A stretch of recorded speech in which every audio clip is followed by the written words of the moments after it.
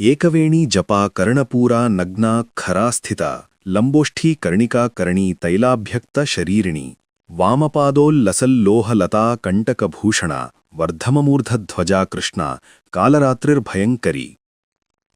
ಜಗನ್ಮಾತೆ ದುರ್ಗೆಯ 7ನೇ ಶಕ್ತಿಯನ್ನು ಕಾಲರಾತ್ರಿ ಎಂಬ ಹೆಸರಿನಿಂದ ತಿಳಿಯಲಾಗುತ್ತದೆ. ಅವಳ ಶರೀರದ ಬಣ್ಣವು ದಟ್ಟವಾದ ಅಂಧಕಾರದಂತೆ ಪೂರ್ಣವಾಗಿ ಕಪ್ಪಾಗಿದೆ. ತಲೆಯ ಕೂದಲು ಬಿಟ್ಟುಕೊಂಡು ಹರಡಿಕೊಂಡಿದೆ. ಕತ್ತಿನಲ್ಲಿ ಮಿಂಚಿನಂತೆ ಹೊಳೆಯುತ್ತಿರುವ ಮಾಲೆ ಇದ್ದು 3 ಕಣ್ಣುಗಳಿವೆ. ಈ 3 ಕಣ್ಣುಗಳು ಬ್ರಹ್ಮಾಂಡದಂತೆ ಗೋಲವಾಗಿದೆ. ಇವುಗಳ ಕಿರಣಗಳು ವಿದ್ಯುತ್ತಿನಂತೆ ಪಸರಿಸಿಕೊಂಡಿದೆ. ಇವಳ ಮೂಗಿನ ಉಚ್ಛ್ವಾಸ ನಿಶ್ವಾಸದಿಂದ ಅಗ್ನಿಯ ಭಯಂಕರ ಜ್ವಾಲೆಗಳು ಹರಡುತ್ತಿವೆ. ಇವಳ ವಾಹನ ಕತ್ತೆಯಾಗಿದೆ. ಮೇಲಕ್ಕೆ ಎತ್ತಿರುವ ಬಲಗೈಯ ವರಮುದ್ರೆಯಿಂದ ಎಲ್ಲರಿಗೆ ವರದಾನ ನೀಡುತ್ತಿರುವಳು. ಕೆಳಗಿನ ಬಲಗೈ ಅಭಯಮುದ್ರೆಯಿಂದಿದೆ. ಎಡಗಡೆಯ ಮೇಲಿನ ಕೈಯಲ್ಲಿ ಕಬ್ಬಿಣದ ಮುಳ್ಳು ಹಾಗೂ ಕೆಳಗಿನ ಕೈಯಲ್ಲಿ ಖಡ್ಗವಿದೆ. ಕಾಲರಾತ್ರಿ ದುರ್ಗೆಯ ಸ್ವರೂಪವು ನೋಡಲು ಅತ್ಯಂತ ಭಯಂಕರವಾಗಿದೆ. ಆದರೆ ಇವಳು ಯಾವಾಗಲೂ ಶುಭ ಫಲವನ್ನೇ ಕೊಡುವವಳಾಗಿದ್ದಾಳೆ.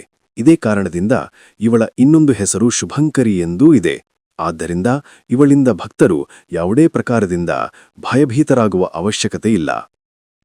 ನವರಾತ್ರಿಯ 7ನೇ ದಿನ ಕಾಲರಾತ್ರಿಯ ಉಪಾಸನೆಯ ವಿಧಾನವಿದೆ. ಈ ದಿನ ಸಾಧಕನ ಮನಸ್ಸು ಸಹಸ್ರಾರ ಚಕ್ರದಲ್ಲಿ ನೆಲೆಗೊಳ್ಳುತ್ತದೆ. ಅವನಿಗಾಗಿ ಬ್ರಹ್ಮಾಂಡದ ಎಲ್ಲ ಸಿದ್ಧಿಗಳ ಬಾಗಿಲು ತೆರೆಗೊಳ್ಳುತ್ತವೆ. ಈ ಚಕ್ರದಲ್ಲಿ ಸ್ಥಿತವಾದ ಸಾಧಕನ ಮನಸ್ಸು ಪೂರ್ಣವಾಗಿ ತಾಯಿ ಕಾಲರಾತ್ರಿಯ ಸ್ವರೂಪದಲ್ಲೇ ಸ್ಥಿರವಾಗುತ್ತದೆ. ಅವಳ ಸಾಕ್ಷಾತ್ಕಾರದಿಂದ ಸಿಗುವ ಪುಣ್ಯಕ್ಕೆ ಅವನು ಭಾಗಿಯಾಗುತ್ತಾನೆ. ಅವನ ಸಮಸ್ತ ಪಾಪ ವಿಘ್ನಗಳು ನಾಶವಾಗುತ್ತದೆ. ಅವನಿಗೆ ಅಕ್ಷಯ ಪುಣ್ಯಲೋಕಗಳ ಪ್ರಾಪ್ತಿಯಾಗುತ್ತದೆ. ಜಗನ್ಮಾತೆ ಕಾಲರಾತ್ರಿಯು ದುಷ್ಟರ ವಿನಾಶ ಮಾಡುವವಳಾಗಿದ್ದಾಳೆ. ದಾನವ, ದೈತ್ಯ, ರಾಕ್ಷಸ, ಭೂತಪ್ರೇತ ಮುಂತಾದವು ಇವಳ ಸ್ಮರಣೆಯಿಂದಲೇ ಭಯಭೀತರಾಗಿ ಓಡಿಹೋಗುತ್ತವೆ. ಇವಳು ಗ್ರಹ ಬಾಧೆಗಳನ್ನೂ ಕೂಡ ದೂರ ಮಾಡುವವಳಾಗಿದ್ದಾಳೆ.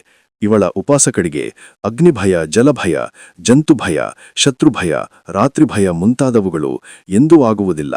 ಇವಳ ಕೃಪೆಯಿಂದ ಅವನು ಸರ್ವಥಾ ಭಯಮುಕ್ತನಾಗಿ ಹೋಗುತ್ತಾನೆ.